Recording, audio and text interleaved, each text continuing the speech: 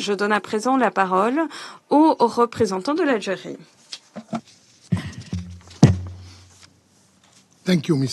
Merci, Monsieur le Président. Je remercie Madame Antonia Marie Demeo et Monsieur Mohanad Hadi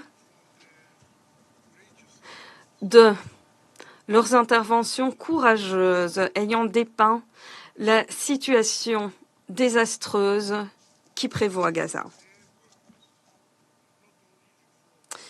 Ainsi, leurs déclarations non seulement viennent nous informer, mais également nous ébranler au plus profond d'entre nous. La Russie, la Chine et mon propre pays, l'Algérie, ont convoqué la présente séance afin de mettre en lumière la nécessité impérieuse d'unir nos efforts, de coordonner notre riposte face à la crise humanitaire qui sévit à Gaza. La présente séance est une lueur d'espoir. Espoir de mettre de côté nos divergences et de nous unir. Mais l'espoir seul ne suffit pas. La population gazaoui a besoin de plus que simplement notre compassion. La population de Gaza a besoin que nous agissions de façon résolue. À Gaza, des enfants pleurent car ils ont faim. Les hôpitaux sont inondés de blessés, de morts. Les familles se hâtent dans les décombres de ce qui était jadis leur maison. Mais cette tragédie n'est pas une tragédie éloignée, c'est une catastrophe qui se déroule devant nos yeux, en temps réel, défiant l'essence même de notre humanité. Et nous ne pouvons pas détourner les yeux, nous ne pouvons pas garder le silence. Et nous devons à tout prix agir. En effet, l'histoire nous jugera. Et les voix de la population gazaoui qui souffre résonnent en cette salle. Nous posons une question très simple. Si le Conseil de sécurité n'agit pas, qui le fera? Si le Conseil de sécurité n'agit pas maintenant, quand le fera-t-il? Monsieur le Président, aujourd'hui, 96% des enfants et des femmes palestiniens subissent l'insécurité alimentaire à Gaza. Les images d'enfants palestiniens faisant la queue pour obtenir des vivres ou bien mangeant 3 feuilles d'arbres devraient remettre en question notre humanité, devraient nous inciter à agir. Les yeux du monde entier sont rivés sur nous. L'histoire nous jugera. Faisons donc entendre nos voix. Joignons l'acte à la parole. Nous ne devons plus permettre que la faim soit utilisée en tant qu'arme de guerre à Gaza. Pas un jour de plus. Et dans l'intervalle, le Conseil de sécurité est en train de discuter du nombre de camions qui pourraient entrer à Gaza ou encore de délibérer sur les obstacles mis en place délibérément par la puissance occupante. Aujourd'hui, nous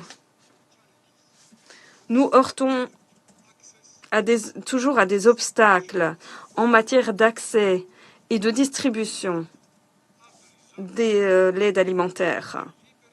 Mais Ces deux fléaux sont le fait de politiques israéliennes délibérées. Selon l'OCHA, lors des 2 premières semaines de juillet, seuls 86 camions ont pu entrer à Gaza au quotidien. Bien moins que ce qui est nécessaire.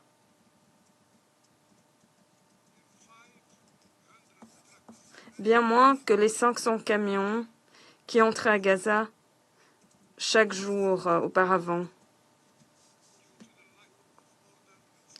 Du fait d'un manque d'ordre et de sécurité, les acteurs humanitaires peinent grandement à acheminer l'aide à Gaza, à parvenir aux populations civiles à Gaza. Et nous parlons ici d'êtres humains, de vie humaine, d'enfants qui ont leurs propres rêves anéantis par la puissance occupante israélienne barbare. Que les choses soient claires. Nous rejetons toute tentative d'absoudre la puissance occupante ou encore de rejeter la responsabilité de cette catastrophe sur l'ONU ou encore sur les acteurs humanitaires.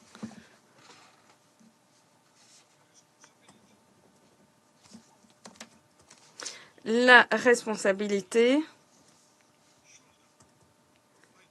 incombe entièrement à la puissance occupante. Ou incombe en tout cas partiellement à cette puissance occupante, qui s'attaque maintenant même à des casques bleus ou à l'UNRWA. En effet, viser l'UNRWA ou encore passer les menottes aux poignets d'employés de l'UNRWA, la seule agence humanitaire encore à même d'acheminer l'aide, voilà une autre facette de la politique menée par Israël. Et toute tentative de discréditer l'UNRWA mine les principes de coopération internationale et de solidarité. Et le Conseil de sécurité devrait s'opposer à ce type d'agissement. En outre, l'Organisation mondiale de la santé a publié un rapport le 16 juillet, donc la semaine dernière. Un rapport très alarmant.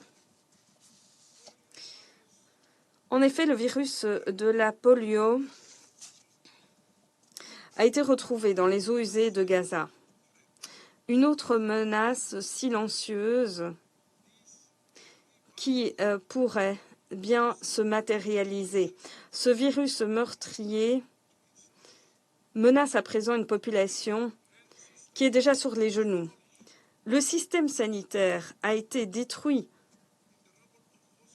et dans les décombres des hôpitaux et des cliniques, une nouvelle épidémie se profile à l'horizon. Il ne s'agit pas seulement d'une crise, c'est une catastrophe digne de ce nom. Nous ne pouvons pas ignorer les avertissements émis par l'OMS sur les foyers de maladies au sein des populations déplacées, la surpopulation, de mauvaises conditions d'hygiène, le manque d'eau et d'installations sanitaires dans les abris sont autant de terreaux fertiles pour l'hépatite A et d'autres épidémies. Ces maladies évitables feront encore plus de morts en raison de pénuries de matériel médical essentiel,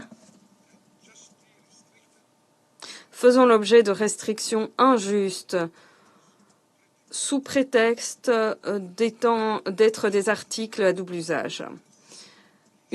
Des mesures urgentes s'imposent pour faire face à ces risques sanitaires d'envergure. Les tactiques brutales menées par Israël s'apparente à un châtiment collectif. Un châtiment collectif.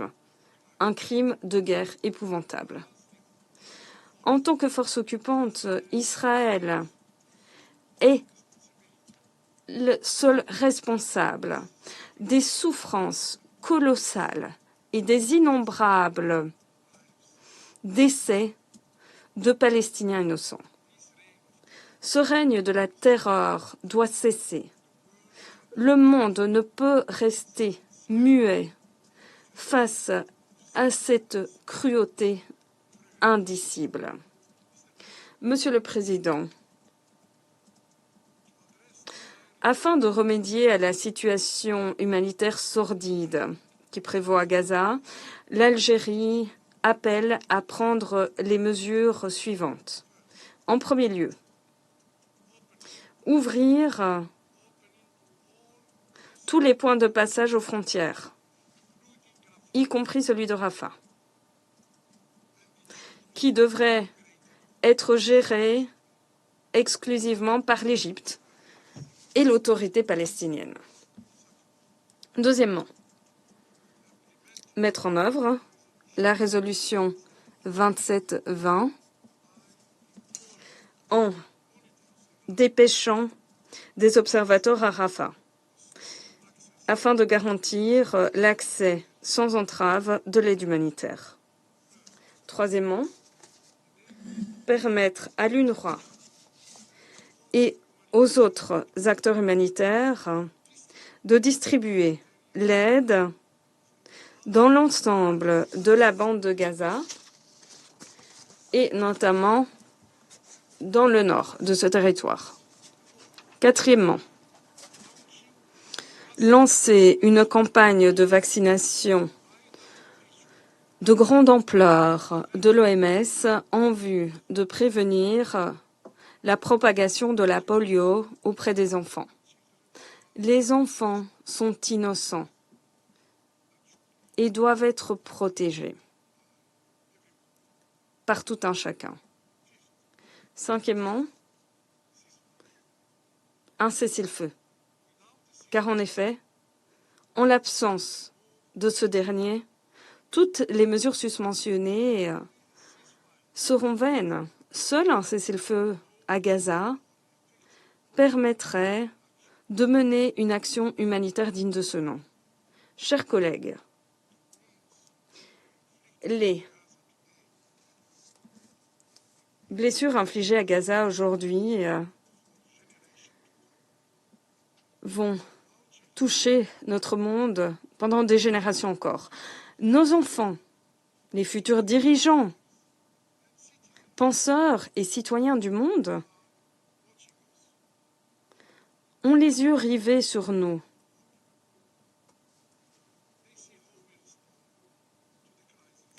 Ils observent la façon dont nous réagissons aux pleurs des enfants palestiniens, aux larmes des mères, au désespoir d'un peuple poussé dans ses plus grands retranchements. Nos actions déterminent leur façon de voir la justice, la compassion et la valeur de la vie humaine.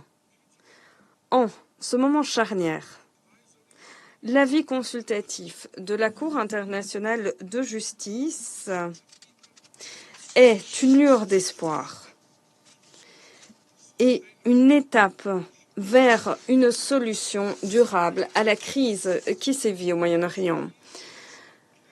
Cet avis limpide rendu par la CIJ a décrété que l'occupation israélienne était illégale et que les activités de colonies de peuplement constituaient une violation du droit international. Ceux qui croient en l'ordre international devraient s'atteler à mettre en œuvre cet avis. Avis qui n'est pas seulement un document juridique, mais bien une boussole morale que nous devons suivre afin de faire advenir un monde où le droit international protégerait les plus vulnérables et demanderaient aux plus puissants de rendre compte de leurs actes. Mais ne nous leurrons pas. Si nous n'entendons pas cet appel, si nous permettons